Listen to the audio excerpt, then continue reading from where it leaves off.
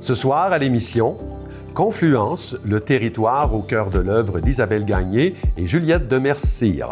La Rivière-aux-Chiens fait partie un peu du patrimoine culturel de la région des Basses-Laurentides. Elle traverse plusieurs municipalités. Et les producteurs de cidre en action partout au Québec. On a un prix pour le jus de pomme en vrac. En entrevue, je reçois Benoît Archambault et Marie-Ève Turgeon pour leur album jeunesse « Chante, l'oiseau chante ».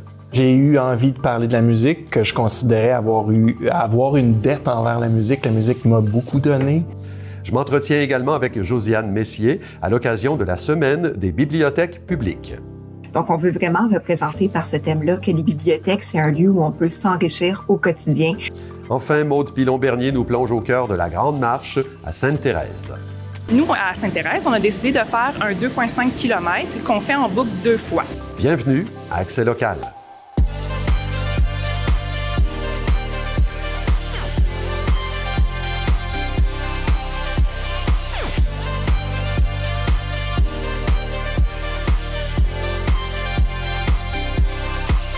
Mercredi 22 octobre 2025, bon début de soirée. C'est Claude Desjardins, en compagnie d'Héloïse Lagacé. Bonsoir Héloïse. Bonsoir Claude. Alors, vous êtes allé visiter une exposition que vous qualifiez d'assez unique. C'est au Collège Lionel Groulx. Absolument, Claude. J'ai pu découvrir les œuvres de Juliette Demers-Cyr et d'Isabelle Gagné dans le cadre de l'exposition Confluence qui a lieu justement au Collège Lionel Groulx jusqu'au 7 novembre prochain.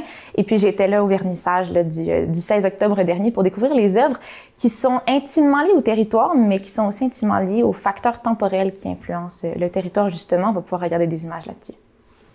Je présente aujourd'hui le carnet de recherche de mon projet web hypermédiatique Rivière-aux-Chiens. Donc, ce qu'on voit un peu, c'est tout l'aspect de recherche qui va se retrouver sur le web dans une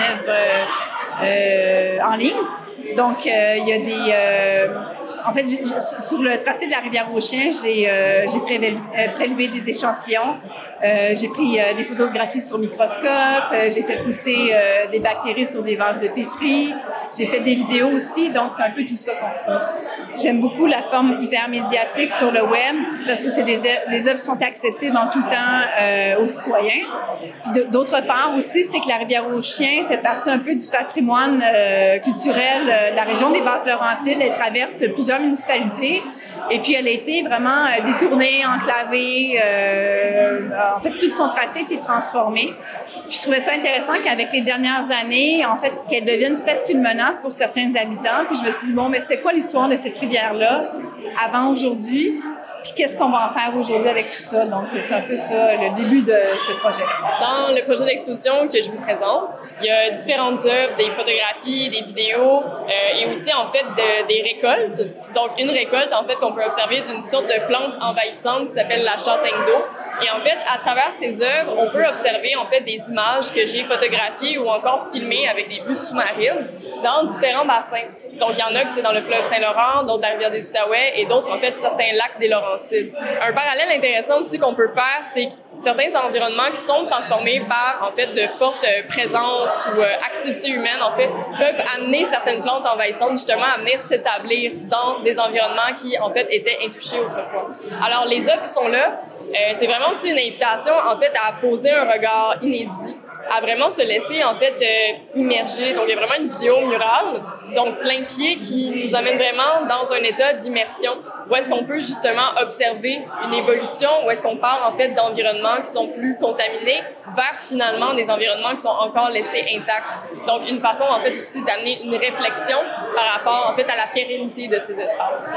L'intention, justement, est venue suite à certaines discussions avec Isabelle, puis aussi en constatant que dans sa pratique, justement, elle travaille avec des vues au microscope, puis beaucoup avec de l'échantillonnage.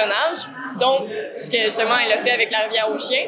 Alors, moi, justement, à travers les œuvres qui sont présentes, comme je me suis déplacée sur différents bassins d'eau, on s'est dit, pourquoi pas, justement, faire une œuvre commune où est-ce qu'on pourrait avoir un aperçu de ces différents bassins, donc différentes vues microscopiques. Et donc, c'est un peu, genre, les premiers pas, justement, de cette œuvre. J'aimerais ça, en fait, qu'il y ait une découverte de nouveaux médiums, une espèce de découverte de... Tu sais, je veux dire, je pense que... il y a souvent des clichés où on pense qu'en région, l'art, c'est l'art traditionnel, mais il y a autre chose que ça. Donc, j'aimerais ça. Ça me plaît beaucoup de savoir que les gens vont découvrir les arts numériques, les arts multimédia à travers ce qu'on propose. Puis aussi, en fait, je parle du plan personnel. Si les gens se questionnent sur la rivière aux Chiens, en sortant de là, en se disant comme « Ah oui, c'est vrai quand même, on a cette rivière-là qui passe au travers plusieurs municipalités, qui est enfouie sur le village de Sainte-Thérèse quand même. Qu'est-ce que c'était avant? Tu sais, cette rivière-là, elle a sauvé l'église mère d'un feu à l'époque. Donc, il y a toute une histoire autour de ça qu'on ne connaît pas. Donc, si dans le lot de gens qui visitent l'exposition, il y en a 2-3 qui se posent des questions puis qui vont s'informer là-dessus, la job va être faite, je pense. Pour ma part, en fait, je trouverais ça vraiment intéressant si les gens ils sortaient avec un regard nouveau. Donc, tu sais, vraiment, en fait, de sortir d'ici puis ensuite d'aller en nature et de poser un regard sensible, mais aussi rempli d'émerveillement, en fait, à la nature, parce que mon travail, c'est aussi ça, finalement. Tu sais, je tente vraiment, en fait, d'observer autrement ces environnements puis de donner en fait un aperçu de certains détails auxquels on ne porterait pas attention au départ. Donc c'est vraiment en fait de prendre le temps de profiter, d'écouter, de ressentir ces environnements. Alors si je peux en fait entraîner les gens à développer ce type de philosophie-là aussi dans leur approche et leur rapport en fait, je veux dire, à la nature, ce serait vraiment génial. Pour ma part, c'est un retour après 35 ans, là, c'est pas rien. Donc les lieux ont changé, puis de savoir que dans ma cohorte, je suis peut-être une des rares qui a continué à bercer dans ce milieu-là, qui est pas facile, on va se le dire, là, c'est vraiment... il y avait d'autres gens de plein de talent là, avec ma cohorte à ce moment-là. C'est touchant, d'une part. Deuxièmement, comme j'ai dit tantôt, pour moi, c'est un lieu, c'est un espace d'exposition qui est hyper rare dans les Laurentides. On n'en a pas comme ça. Moi, je suis native des Laurentides, j'habite encore les Laurentides. Et d'avoir un milieu où il peut y avoir une transmission de ce que je fais, moi, comme artiste, parce que ça fait partie aussi de mon mandat à moi, de transmettre aux jeunes, de leur dire comment faire, de leur dire c'est possible. Dans un lieu dans ma région, c'est du bonbon, c'est du bonheur. Je souhaite vraiment que ça continue comme ça, puis qu'on invite encore des artistes, que ce soit de la région ou de d'autres régions, venir transmettre un peu ce qu'ils ont appris, vécu, connu à travers les années aux jeunes qui étudient ici actuellement. C'est presque 10 ans plus tard que je reviens finalement au collège. Et j'étais vraiment touchée parce que, tu sais, pour ma part, moi, je suis vraiment en début de carrière. Donc, je suis vraiment comme une artiste émergente. Puis de venir ici, puis de pouvoir aussi comme partager ma pratique qui est en émergence à des jeunes, justement, qui peuvent aspirer, justement, à vouloir devenir artiste professionnel, bien, ça me touche parce que, d'une certaine façon, moi, mon parcours est encore très jeune. Donc, on aurait vraiment des choses à pouvoir se partager. Puis ça me ferait sincèrement plaisir, justement, de discuter avec eux pour pouvoir leur dire que oui, c'est possible, qu'il faut persévérer. Mais aussi, c'est super comme émouvant de revenir ici, d'avoir reçu cette invitation. C'est vraiment comme une opportunité à laquelle tu pourrais seulement rêver, de recevoir des invitations comme ça pour venir faire des expositions. Alors, donc vraiment, j'étais vraiment touchée.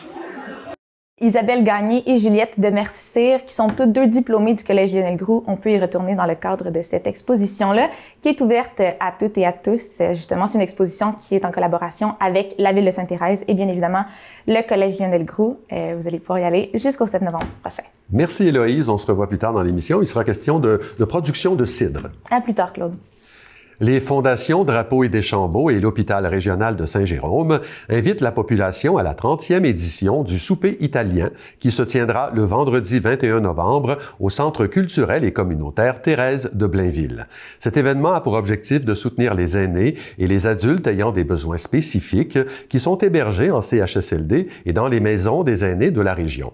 Les fonds amassés viendront bonifier une enveloppe annuelle de plus de 100 000 $ dédiée au financement des services et des activités thérapeutiques essentielles qui ne sont pas prises en charge par le système public.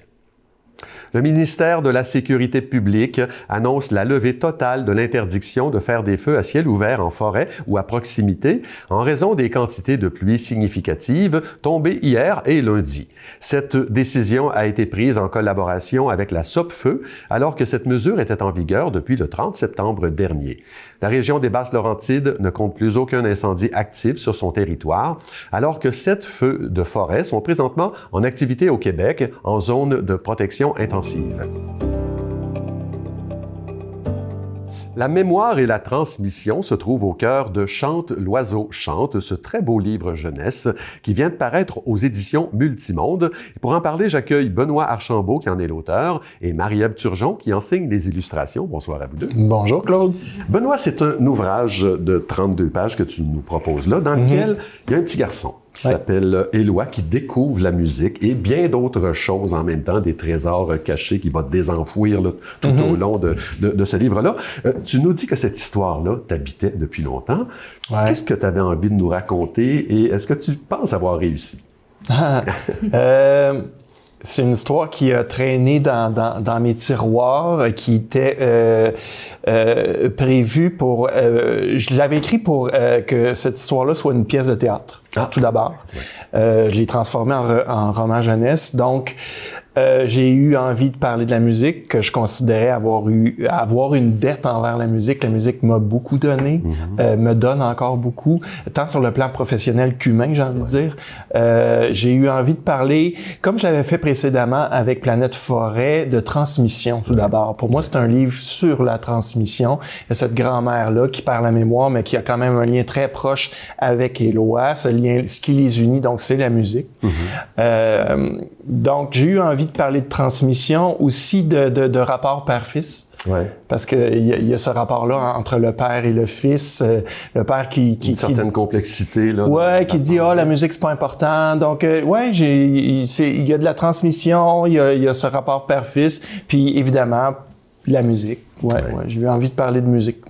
Il y a une phrase qui revient à quelques reprises, « La musique est partout, il y a de la musique partout ». Je souligne la répétition. Qu'est-ce que ça veut dire en quelques mots?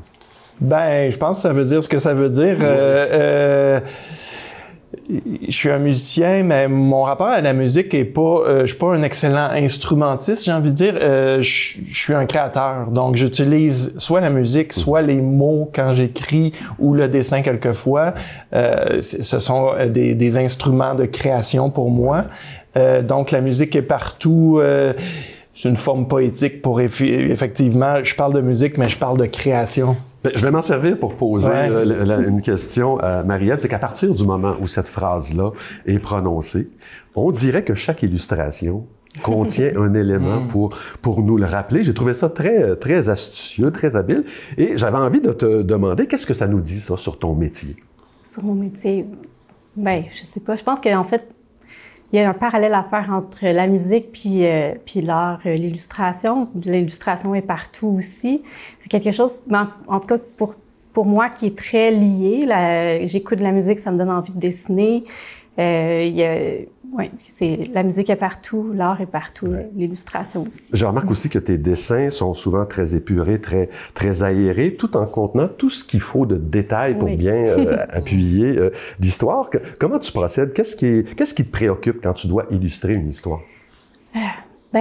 Pour moi, les petits détails sont importants parce que quand j'étais enfant, que je regardais un album, c'est ce que j'aimais. Quand c'était trop épuré, on dirait qu'il manquait quelque chose, puis je me tannais vite de l'album. Quand un album, il y a plein de petits détails, j'avais envie d'y revenir, puis de regarder, puis ça devenait comme des petits repères dans l'histoire, puis des petites découvertes, puis ça donne envie de retourner dans l'album plusieurs fois, puis c'est ce que j'aime faire, c'est donner envie à l'enfant de visiter l'album à plusieurs reprises. Benoît nous raconte ce moment où le petit Éloi découvre la musique avec beaucoup d'émotion. Moi, je croyais y voir le petit Benoît, là. Mais toi, est-ce que tu te souviens de ce moment où tu as découvert que tu avais un pouvoir au bout de ton crayon? Ah, mon Dieu, mais ça fait tellement longtemps. Mais oui, j'étais toute petite, là, c'est des princesses, je dessinais des princesses tout le temps, vers 4 ans à peu près, puis je me rappelle de voir l'étonnement autour de moi, de me faire dire que c'était comme hors du commun un peu ce que je faisais, fait que ça me donnait encore plus le goût, puis mon enfance, c'était le dessin. Je dessinais tous les jours, tout le temps. Benoît, tu nous apprends dans ce livre-là que la musique a une influence sur l'âme, ça on le savait déjà, mais aussi une influence directe sur le cerveau. C'est scientifique, c'est démontré. Alors, quels sont les bienfaits de la musique sur le cerveau? Ben, tu sais, je fais attention parce que, c'est un livre publié avec les éditions Multimonde, qui est une maison d'édition scientifique. Donc, on avait déjà travaillé, Marie-Ève et moi, sur Planète Forêt, qui expliquait la communication entre les arbres. Puis donc, pour moi, c'est d'aborder différents sujets. Mais ma job à moi, Claude, c'est vraiment de raconter une histoire, tu sais. Puis, ce que j'aime du projet avec Multimonde, c'est que je peux... souvent, je travaille de pair avec un scientifique. Donc, ça a été le cas pour Planète Forêt, puis ça a été le cas là avec Michel Rochon qui a publié quelques livres sur la musique et le cerveau. Ouais. Donc, je me défends bien d'être un spécialiste. Je sais comme toi que, ben oui, les personnes atteintes d'Alzheimer, il y a une partie du cerveau qui demeure intacte, qui est reliée à la musique, aux souvenirs qu'on en a. Voilà.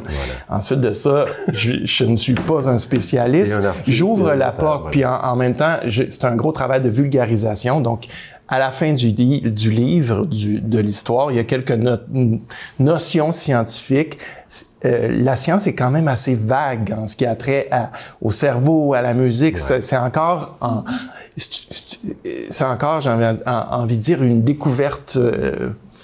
On est en train de découvrir les effets de la musique et du cerveau encore. Donc, ça s'appelle Chante l'oiseau chante. Le lancement est prévu le 9 novembre. Voilà. 9 novembre, 15h, 13h à 15h à la librairie Le Sentier à Sainte-Adèle. Benoît Archambault, Marie-Ève Turgeon, merci beaucoup d'avoir été là. Merci.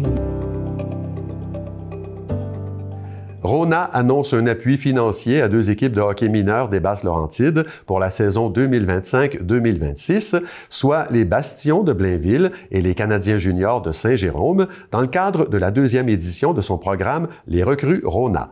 Cette commandite vise à permettre aux équipes sélectionnées d'acheter du matériel, d'alléger certains frais d'inscription, de favoriser la participation à des tournois et de recevoir des vêtements aux couleurs de leur équipe. L'aide financière sera d'une valeur approximative de 4 000 $ par commandite.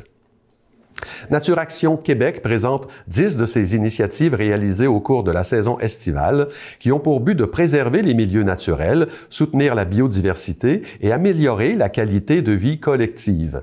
Parmi ces initiatives se trouve une série de dépliants intitulés « Cohabiter, c'est protéger », conçus pour la communauté du lac des Deux-Montagnes et qui démontrent les bienfaits du lac pour l'humain et la nature, la tortue géographique et les bandes riveraines. La Grande Marche est une activité populaire qui se déroulait un peu partout au Québec, y compris à Sainte-Thérèse au cours de la dernière fin de semaine. Maude Pilon-Bernier y participait. Aujourd'hui, c'est la Grande Marche de Sainte-Thérèse, propulsée par le Grand Défi Pierre Lavoie et prescrit par les médecins omnipraticiens du Québec. Donc, c'est la 2e année que nous, on le fait à Sainte-Thérèse.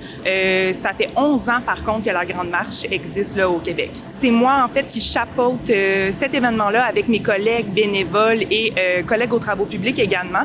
Donc, qui s'est organisé, dans le fond, qui était la personne ressource pour les communications avec la Grande Marche et qui s'est organisé de recruter tout ce qu'on trouve sur le site aujourd'hui. Comme c'est un événement gratuit, on encourage les inscriptions en ligne, mais c'est toujours difficile d'un peu estimer combien on attend aujourd'hui. On a actuellement 400 personnes qui se sont inscrites aujourd'hui, puis on se dit avec la belle température, je comprends qu'il ne fait pas soleil, mais on est super bien à l'extérieur pour une belle marche un samedi matin. Donc, on s'attend à peut-être un 500. Là. Aujourd'hui, ça serait vraiment le fun de l'atteindre. Nous, à Sainte-Thérèse, on a décidé de faire un 2,5 km qu'on fait en boucle 2 fois.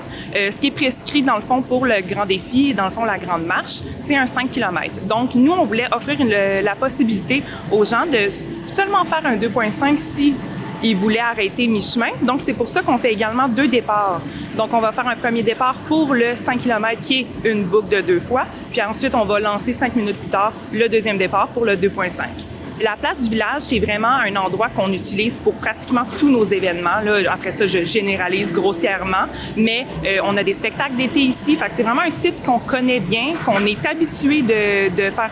Dans le fond, d'amener nos participants ici, d'amener le village, dans le fond, ici. Puis, on aime ça s'installer dans le village parce que ça nous permet de le découvrir ou le redécouvrir, les nouveaux commerçants qui ont émergé dans le village.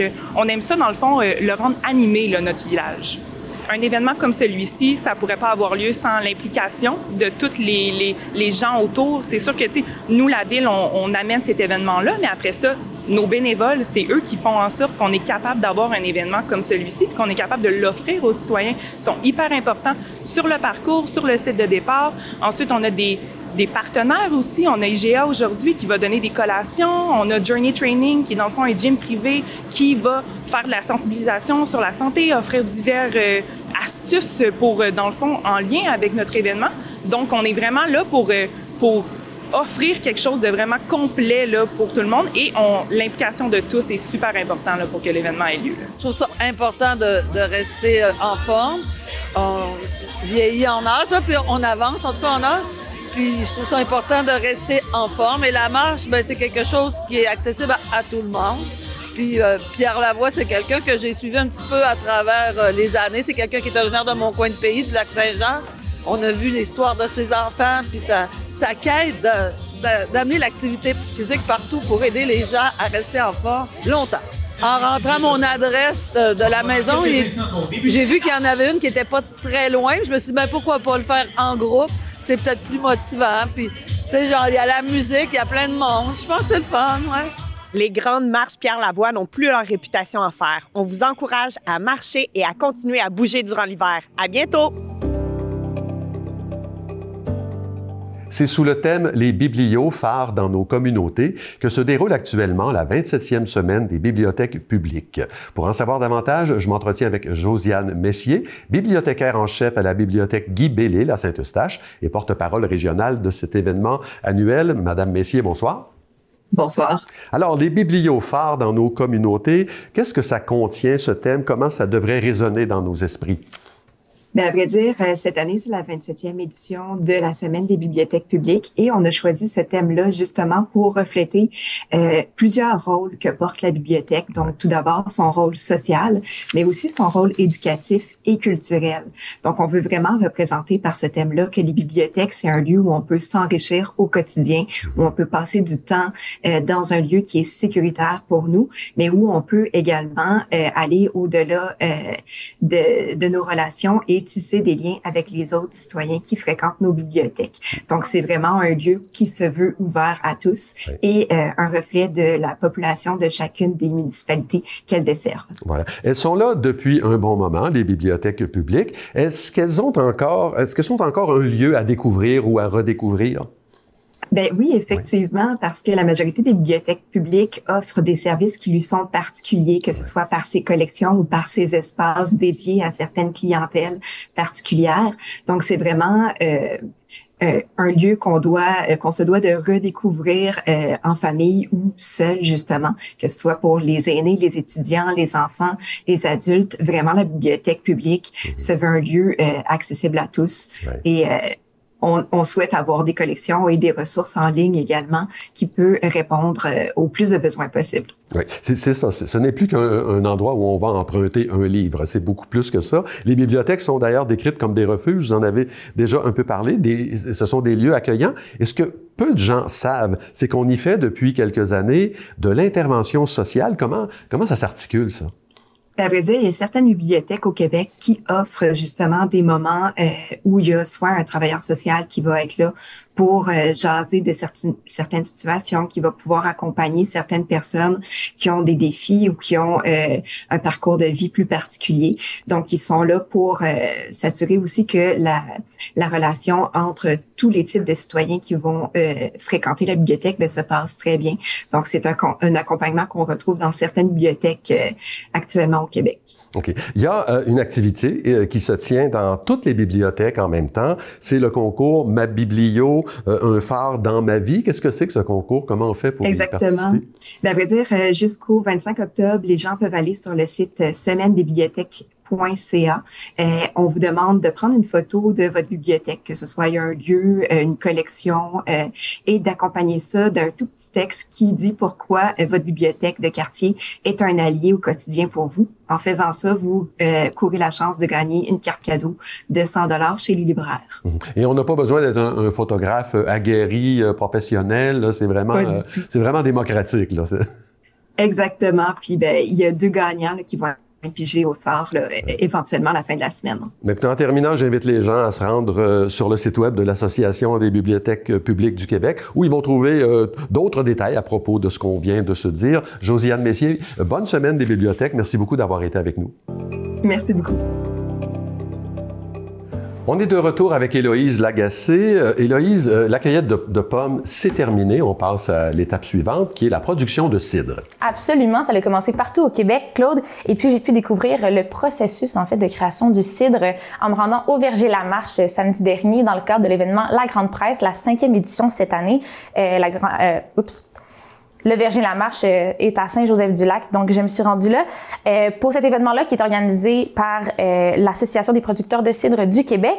Et puis, cette année, cette édition-là est quand même marquée par un engouement très fort pour le cidre québécois, justement. On parle d'un bond de 33% des ventes de cidre partout au Québec à la SAQ. Donc, on peut découvrir ensemble l'arrière-scène de la production de cidre au Québec. La Grande Presse, c'est un événement annuel organisé par les producteurs de cidre du Québec. Chaque producteur, ou presque, organise une grande presse où on presse pour les gens qui viennent, qui veulent faire leur cidre maison et tout. Donc, on a un prix pour le jus de pomme en vrac. Puis, ils viennent s'approvisionner directement au verger pour faire leur cidre maison. Les récoltes sont presque finies. Donc, c'est vraiment le temps de transformer toute la récolte de l'année dans les prochains mois. Là, donc, on va presser pour faire fermenter ici. Tous les projets qu'on a en tête aussi, peut-être distiller du cidre aussi pour faire des spiritueux qu'on a commencé à faire il y a quelques années. Les pommes sont broyées, sont lavées, broyées, puis ensuite sont emmenées dans la presse où vraiment on va séparer la pulpe du jus. Puis on va garder juste le jus là, pour envoyer dans les cuves, pour faire fermenter et tout. Depuis quelques années déjà, je pense une dizaine d'années, je dirais qu'il y a un engouement pour le cidre. Ça s'est amplifié durant la pandémie. Puis après ça, il y a beaucoup de producteurs qui se sont ajoutés à la partie. Ça fait que le marché est en pleine évolution, pleine croissance, puis vraiment une belle offre de produits, là. Je pense qu'on fait des cidres assez droits, secs, qui est, je pense, la tendance en ce moment. Donc, on s'approche du domaine du vin nature un peu. Puis je pense que les gens apprécient ça, des cidres avec plus de caractère, plus secs, donc moins sucrés que ce qu'on connaissait auparavant. Donc, je pense que les consommateurs qui s'intéressent au cidre l'adoptent vraiment rapidement. Les pommes sont amenées par le convoyeur ici. Ils tombent dans le broyeur qui est juste ici, donc c'est comme un moulin là, qui tourne vraiment rapidement, puis ça va faire une compote de pommes pratiquement. Donc les pommes, une fois qu'ils sont, on accumule dans le bassin ici, puis on les pompe avec la pompe sous la cuve. Donc la presse ici, les pommes, la purée de pommes tombe dans les nappes ici. Puis après ça, la presse, on va d'un côté, ça peut presser les pommes d'un côté comme ça. Puis après ça, l'autre côté s'ouvre, puis on peut mettre d'autres pommasses à droite. Donc, c'est ça, le jus, après ça, une fois que quand c'est pressé, ça tombe dans la cuve en bas. Puis après ça, on les pompe dans les cuves qu'on désire. Pour faire un cidre, on fermente 2, 3, 4 mois, dépendant de la température puis du produit qu'on veut obtenir. Donc oui, après ça, on peut les faire vieillir en fût de chêne ici pour avoir un goût plus boisé ou essayer d'aller chercher un petit peu de complexité. Essentiellement, notre cidre est vieilli en cuve inox, donc on essaie d'avoir quand même un produit qui est droit avec pas trop d'influence de bois. Un benne de pommes, donc une grande boîte de bois, ça contient environ 700 livres de pommes. Puis avec ça, on fait 225 litres par benne. Puis on a eu assez d'eau, je dirais, pour avoir un beau calibre au niveau des pommes. Par contre, en termes de volume de pommes, c'est là que ça joue un peu. On n'a pas eu une belle pollinisation durant les fleurs. On a eu beaucoup de pluie, donc les abeilles n'ont pas trop travaillé. Donc, on serait retrouvé avec une moins bonne pollinisation, donc un moins grand volume de pommes. Côté agrotourisme, ça a vraiment été une année record pour nous. Ça fait quelques temps qu'on bâtit notre clientèle, puis on a vraiment un autre type de clientèle qui est donc plus jeune, qui s'est ajouté à la clientèle déjà existante du verger. Donc, on a l'impression qu'avec l'offre de produits qu'on a, on réussit vraiment à aller chercher un peu de tous les goûts. Puis les gens viennent tant pour les spiritueux que pour les pâtisseries, que pour le restaurant, les pizzas et tout ça. Donc, je pense avec l'offre qui s'est élargie au cours des dernières années, on a vraiment réussi à aller chercher beaucoup plus de monde. Pour nous, c'est énorme. C'est notre année se fait en 2 mois. Donc, c'est le fun d'avoir un engouement pour ces 2 mois-là. Toute l'année, on travaille, puis d'avoir les redevances de ça, c'est plaisant. On vise une croissance, mais une croissance quand même organique avec les capacités d'accueil du verger. Merci Héloïse, on se revoit demain. À demain, Claude. Ben voilà, c'est tout pour aujourd'hui. Merci beaucoup d'avoir été là. L'émission Les Aînés déniaisés suit à l'instant. Je vous rappelle que vous pouvez consulter l'ensemble de notre programmation sur le site web de TVBL et que vous pouvez regarder toutes nos émissions sur notre chaîne YouTube. Au nom de toute l'équipe, je vous souhaite une excellente soirée à notre antenne.